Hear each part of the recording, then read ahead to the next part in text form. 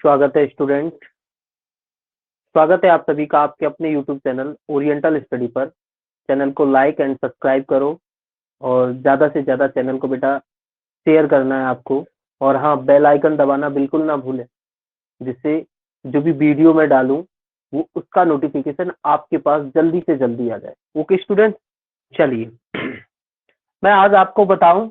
आज मैं आपको साइंस पढ़ाने वाला हूं। इसको विज्ञान कहते हैं। क्या कहते हैं हिंदी में? विज्ञान।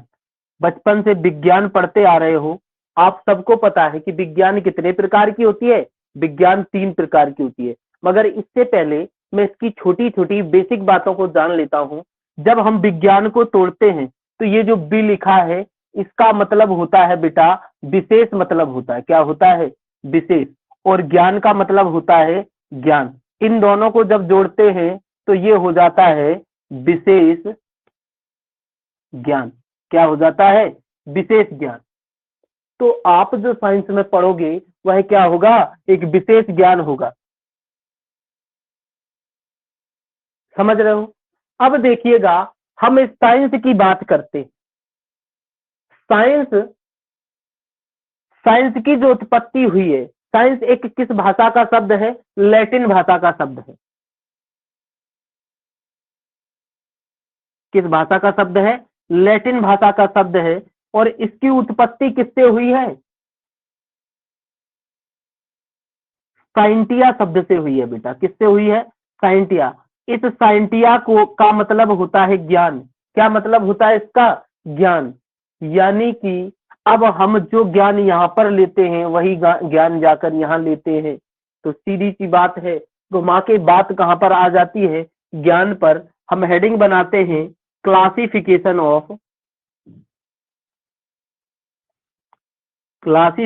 Of science. इसको हिंदी में कहते हैं विज्ञान का वर्गीकरण। क्या कहते हैं बेटा? विज्ञान का वर्गीकरण। अब जैसे ही हम विज्ञान का वर्गीकरण करते हैं तो हमें पता चलता है कि इसकी कितनी ब्रांच है?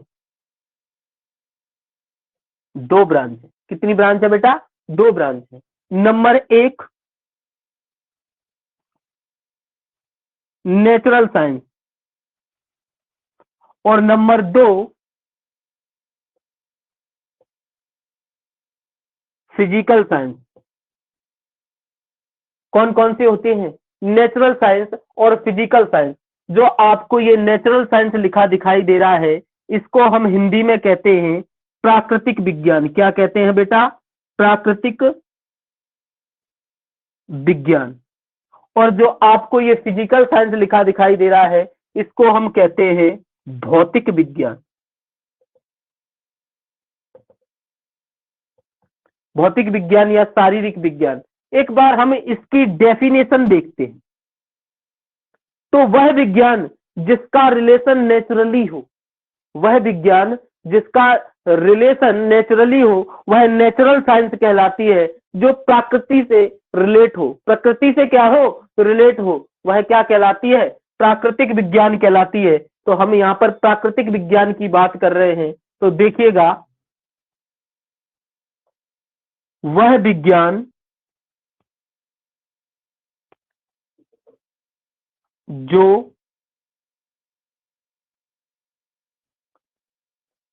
प्रकृति से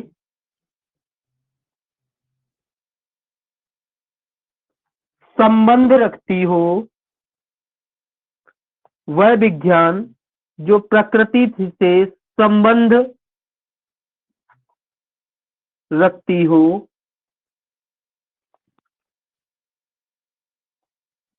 प्राकृतिक विज्ञान कहलाती है। क्या कहलाती है बेटा? प्राकृतिक विज्ञान कहलाती है। अब हम बात करते हैं इसकी। वह विज्ञान जो मनुष्य के द्वारा बनाई गई हो,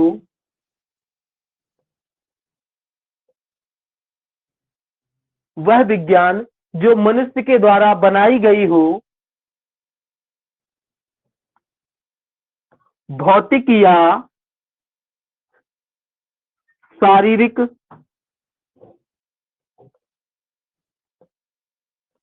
विज्ञान कहलाती है। क्या कहलाती है बेटा? भौतिक या शारीरिक विज्ञान कहलाती है।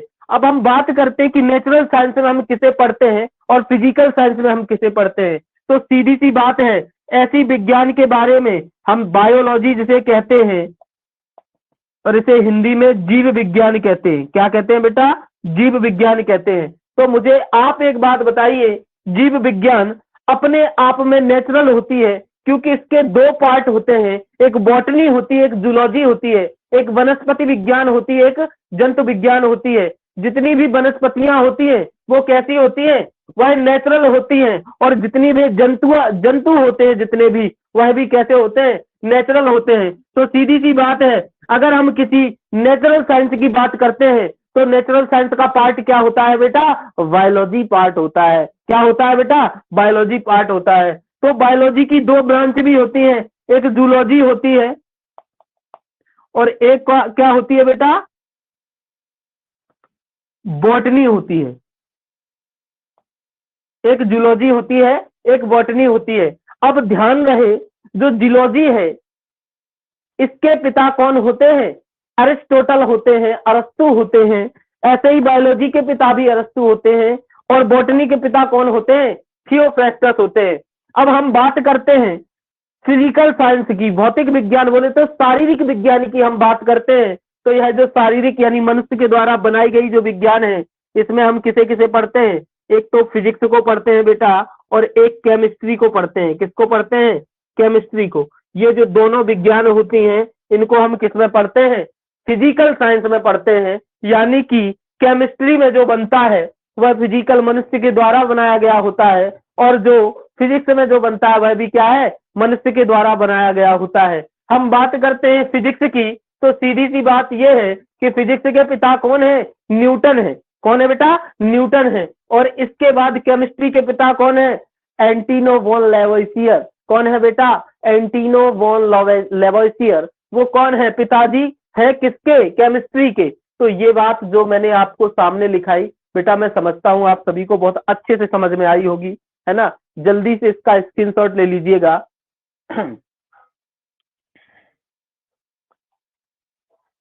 चलिए,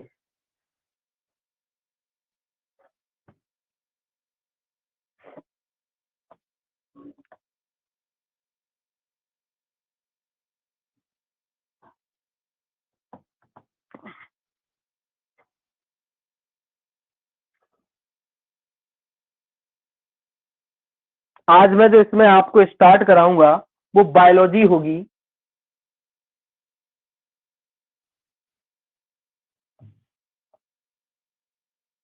हमने लिखा बायोलॉजी, इसको हिंदी में कहते हैं जीव विज्ञान। क्या कहते हैं बेटा?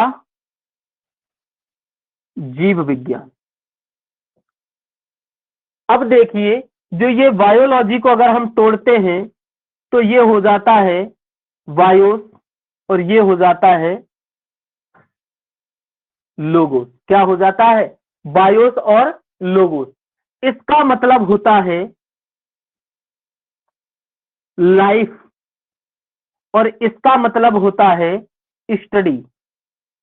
तो इन दोनों को जोड़कर हम क्या पढ़ते हैं?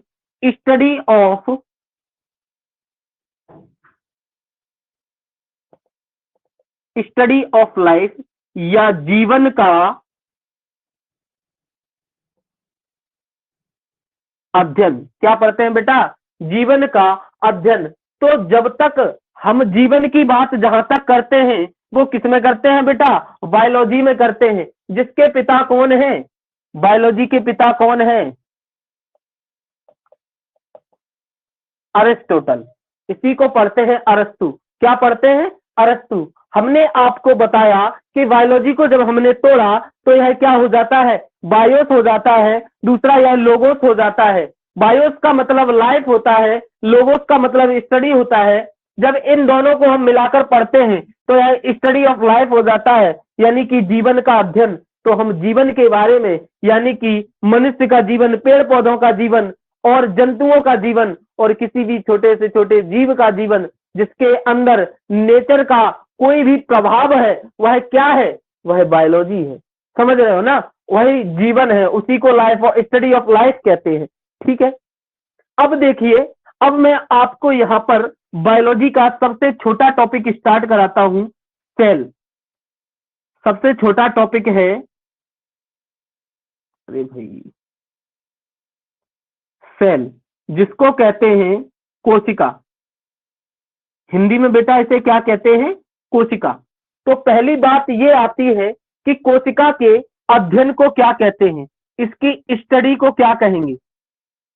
तो ध्यान रहे, कोशिका की स्टडी को साइटोलॉजी कहते हैं। क्या कहते हैं बेटा? साइटोलॉजी कहते हैं। यानी कि हिंदी में बोले तो इसे कोशिका विज्ञान कहते हैं। क्या कहते हैं?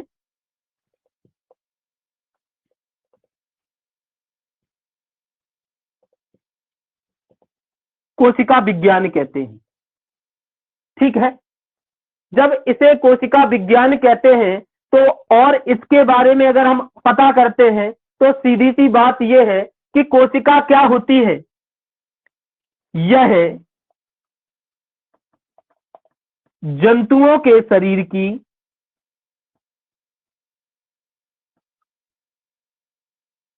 सबसे छोटी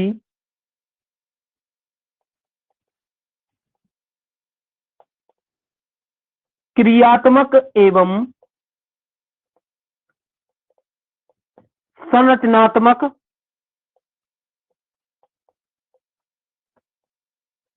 इकाई होती है। क्या होती है? क्रियात्मक एवं संरचनात्मक इकाई होती है। हमने बोला कि कोशिका क्या होती है? जंतुओं के शरीर की संरचनात्मक एवं क्रियात्मक। क्रियात्मक बोले तो सदैव क्रिया करने वाली, संरचनात्मक बोले तो हमेशा वह कैसी संरचना में जुड़ी हुई, एक दूसरे से संरचना में जुड़ी हुई सबसे छोटी इकाई होती है। अगली बात ये, कोशिका की खोज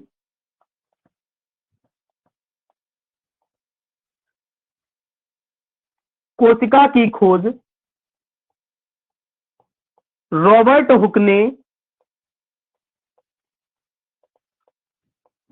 1665 ईस्वी में की, जो एक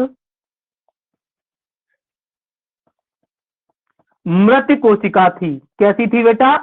मृत कोशिका थी। इसकी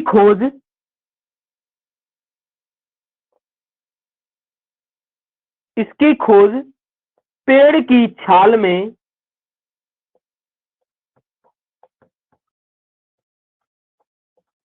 की गई थी। किसमें की गई थी? पेड़ की छाल में की गई थी। अगली लाइन, जीवित कोशिका की खोज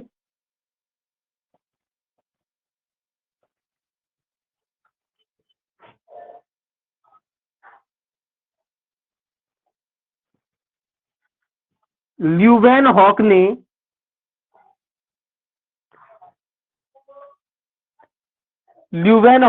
की।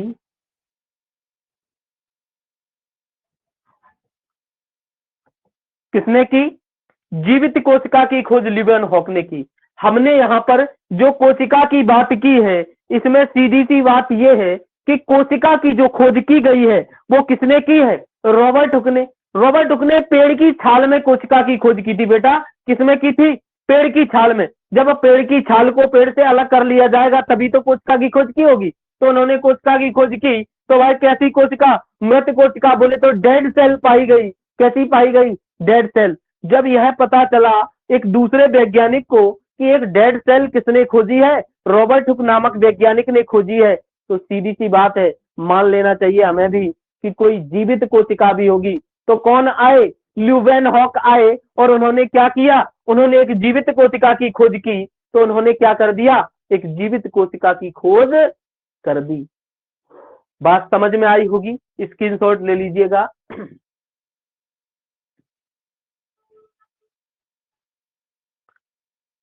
चलिए,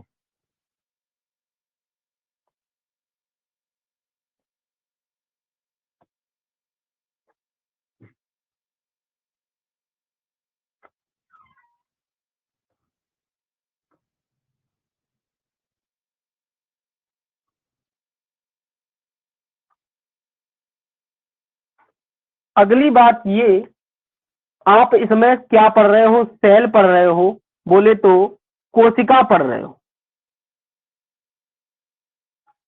अगली बात ये, केंद्रक के आधार पर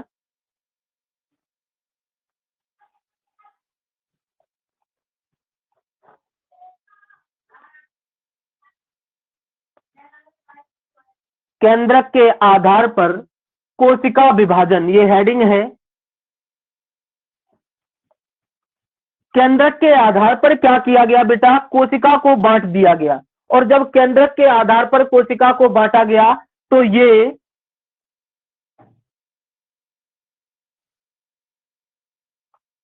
दो प्रकार की होती हैं। कितने प्रकार की होती है, दो प्रकार की होती हैं। नंबर एक, प्रोकैरियोटिक सेल। नंबर दो, यूकैरियोटिक सेल। एक होती है प्रोकैरियोटिक सेल, एक होती है यूकैरियोटिक सेल। जब हम प्रोकैरियोटिक सेल बोलते हैं तो सीधी सी बात है, इसको कहते हैं पूर्व केंद्रित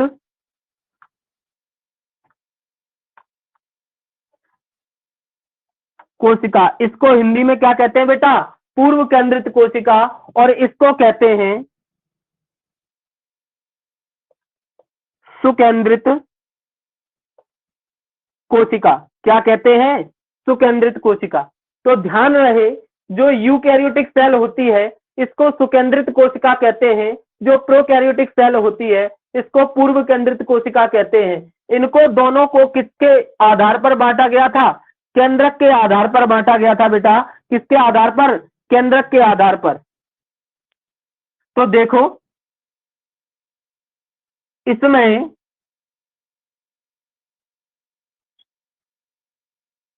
केंद्रक नहीं पाया जाता है। और इधर देखिए, इसमें केंद्रक पाया जाता है। सबसे बड़ी बात यह है कि जो प्रोकैरियोटिक सेल होती है इसमें न्यूक्लियस नहीं होता है, बोले तो केंद्रक नहीं होता। और जो यूकैरियोटिक सेल होती है इसमें बेटा केंद्रक पाया जाता है। हमने जब जब इसकी बात की तो हमें यह भी पता होना चाहिए कि जो प्रोकैरियोटिक सेल होती है इसके बारे में और बातें। यह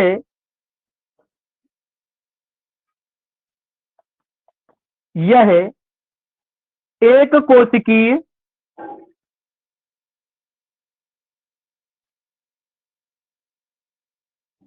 यह एक कोशिकीय होती है।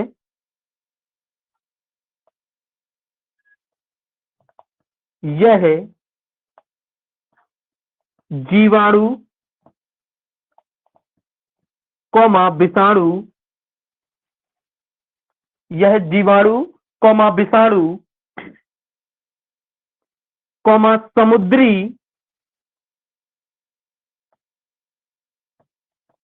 जीव जंतु में पाई जाती है। एक कोशिकीय बोले तो यह सिंगल सेल्यूलर होती है बेटा। कैसी होती है, सिंगल सेल्यूलर होती है। और जीवाणु बोले तो बैक्टीरिया, विषाणु बोले तो वायरस, और समुद्री जीव जंतुओं में पाई जाती है। कौन सी सेल बेटा, प्रोकैरियोटिक सेल। अब बात हम करते हैं यूकैरियोटिक सेल की। तो हमें यूकैरियोटिक सेल के बारे में भी पता करना है कि ये क्या होती है। तो देखिएगा, यह बहुकोशिकीय होती है।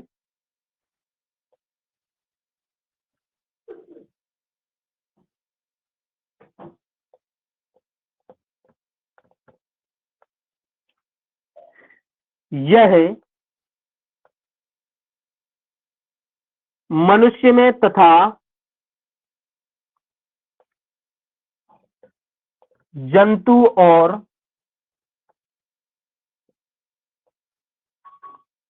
पौधों में पाई जाती है।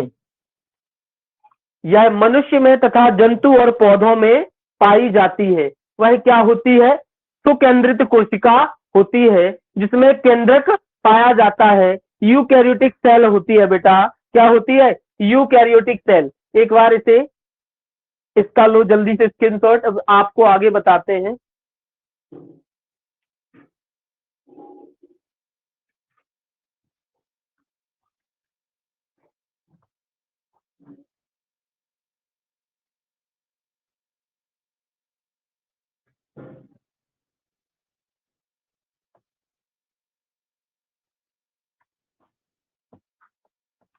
अब देखो, अब मैं आपको यहाँ यूकैरियोटिक सेल बताता हूं।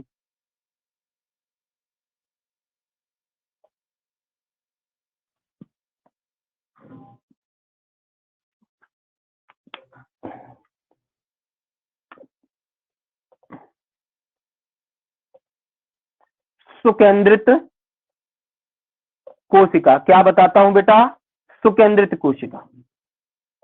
और जैसे ही सुकेंद्रित कोशिका की बात करते हैं, तो मैंने अभी अभी आपको बताया कि यह जंतु में और पौधों में दोनों में पाई जाती है। तो यह कितने प्रकार की होती है? दो प्रकार की होती है। एक होती है प्लांट सेल, बोले तो पादप कोशिका,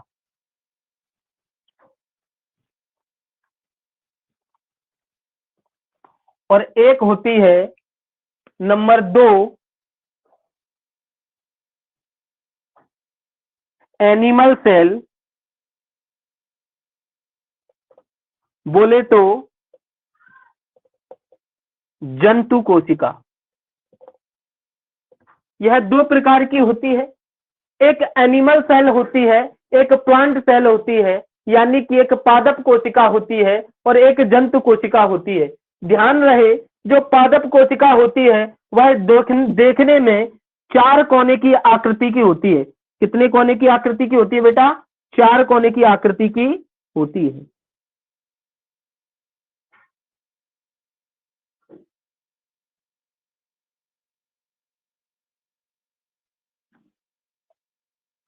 इस प्रकार की होती है आपकी प्लांट सेल, यानी पादप कोशिका।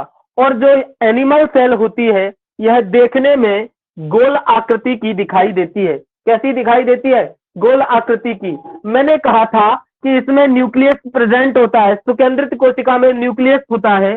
तो इन दोनों के अंदर क्या पाया जाता है? केंद्रक पाया जाता है। क्या पाया जाता है बेटा? केंद्रक पाया जाता है। 1 मिनट है ना, इसे साफ करके ब्लैक से बनाए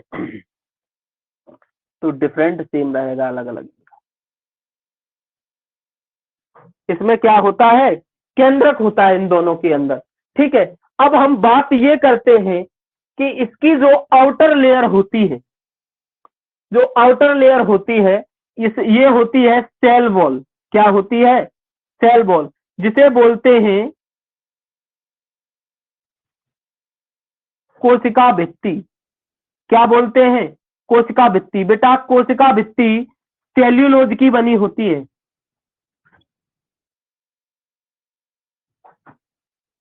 किसकी बनी होती है? सेल्यूलोज की बनी होती है। अब हम बात कर लेते हैं एनिमल सेल की। जो आउटर लेयर होती है, यह होती है सेल मेम्ब्रेन। क्या होती है? सेल मेम्ब्रेन, बोले तो कोशिका झिल्ली होती है।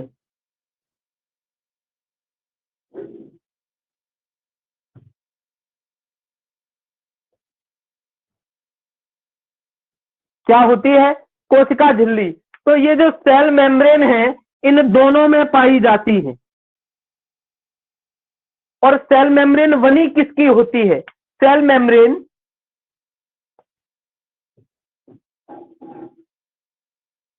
लिपिड प्लस प्रोटीन की बनी होती है। किसकी बनी होती है? लिपिड प्लस प्रोटीन की बनी होती है सेल मेम्ब्रेन। ठीक है, इस प्रकार से आपको जो ये दिखाई दे रही है ना कोशिका, इस कोशिका में एक लिक्विड भरा हुआ होता है। क्या भरा होता है बेटा? लिक्विड भरा हुआ होता है दोनों के अंदर, जिसे बोलते हैं साइटोप्लाज्म। क्या बोलते हैं? साइटोप्लाज्म। कोशिका द्रव बोलते हैं। क्या बोलते हैं? कोशिका द्रव बोलते हैं।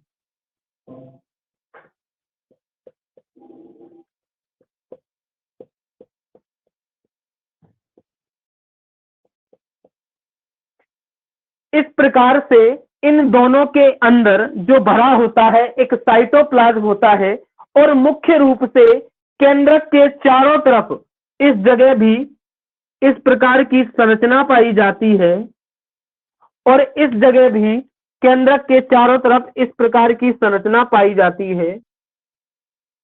ठीक है, और इसको बोलते हैं एंडोप्लाज्मिक रेटिकुलम। क्या बोलते हैं बेटा? Endoplasmic reticulum. उससे पहले मैं आपको बता दूं,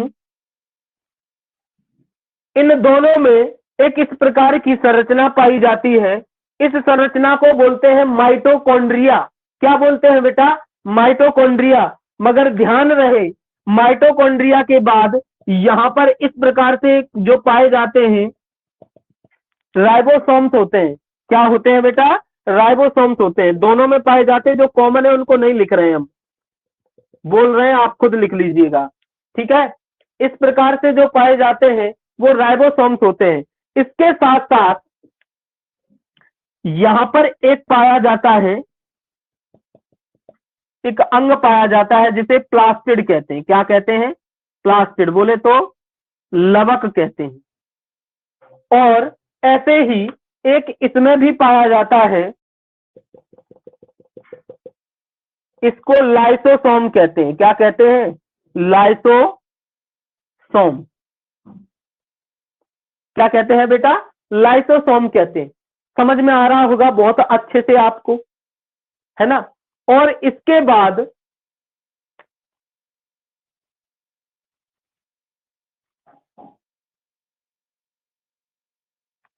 ये आपको जो दिखाई दे रहा है गोल्गी बॉडी है। क्या है? गोल्गी बॉडी, जो इन दोनों में पाया जाता है। ठीक है, इस प्रकार से ये गोल्गी बॉडी इनमें पाया जाता है। अब मैं आपको बता दूं कि ये जो आपको दिखाई दे रहा है इनमें दोनों में गोल्गी बॉडी कॉमन है, माइटोकॉन्ड्रिया कॉमन है, एंडोप्लाज्मिक रेटिकुलम कॉमन है, केंद्रक कॉमन है ना? कॉमन क्या नहीं है? कॉमन नहीं है सेल वॉल, कोशिका भित्ति कॉमन नहीं है। समझ में आया? कोशिका भित्ति क्या नहीं है? कॉमन नहीं है। तो ये जो है यूकैरियोटिक सेल होती है, इस प्रकार से इसके कोशिकांग होते हैं। अब मैं आपको ये बताऊंगा कि केंद्रक के अंदर क्या होता है। केंद्रक के अंदर भी एक द्रव भरा रहता है, जिसे क्या कहते हैं? केंद्रक द्रव कहते हैं। क्या कहते हैं बेटा? केंद्रक द्रव कहते हैं। और न्यूक्लियोप्लाज्म कहते हैं। और जब न्यूक्लियोप्लाज्म और साइटोप्लाज्म दोनों मिल जाते हैं तो यह क्या बन जाते हैं? प्रोटोप्लाज्म बन जाते हैं, जीव द्रव बन जाते हैं। बेटा क्या बन जाते हैं? जीव द्रव बन जाते हैं। तो सीधी सी बात ये आई कि यहां पर देखिएगा, कोशिका के सभी कार्य किसमें होते हैं? जीव द्रव में होते हैं। किसमें होते हैं? जीव द्रव में होते हैं। जीव द्रव की खोज जूलियस हैक्सले ने की। किसने की? जूलियस हैक्सले ने की। ठीक है, अब जो है आप इसको आज यहीं पर समाप्त करते हैं। इसकी आगे की क्लास अगली वीडियो में, आगे की बातें अगली वीडियो में करेंगे। तो ठीक है, आज की क्लास को हम यहीं समाप्ति करते हैं। ठीक है स्टूडेंट्स, आगे की बातें जो भी रहेंगी वो अगले वीडियो में करेंगे। ओके, नमस्कार।